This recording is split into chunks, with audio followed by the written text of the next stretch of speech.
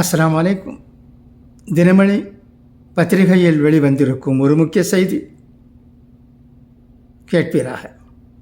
ஆளுநர் தேநீர் விருந்து, முதல்வர் ஸ்டாலின் பங்கேற்பு. சுதந்திர நாளையொட்டி ஆளுநர்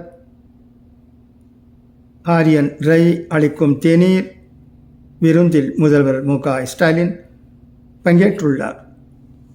தேநீர் விருந்தில் அரசு சார்பில் தமிழக முதல்வர் உள்ளிட்ட அமைச்சர்களும் பங்கேற்றுள்ளனர். அதிமுக சார்பில் முன்னாள் அமைச்சர்கள் ஜெயக்குமார், பெஞ்சமின், பாஜக சார்பில் மாநில தலைவர் அண்ணாமலை, தேமுதிக தலைவர் பிரேமலதா, ஓ பன்னீர்செல்வம் உள்ளிட்டோரும் தேநீர் விருந்தில் கலந்து கொண்டுள்ளனர்.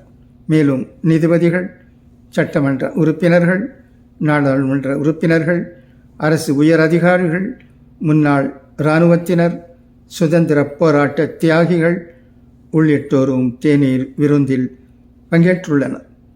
ஆளுநரின் தேநீர் விருந்தை திமுக, காங்கிரஸ் மற்றும் அதன் கூட்டணி கட்சிகள்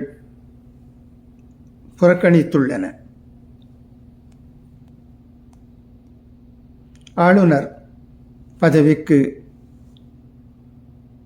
மதிப்பளிக்கும் வகையில் தமிழக அரசு தரப்பில் முதல்வர் மு.க.ஸ்டாலினும் அமைச்சர்களும் தேநீர் விருந்தில் பங்கேற்றதாக நிதித்துறை அமைச்சர் தங்கம் தென்னரசு விளக்கம் அளித்திருக்கிறார்.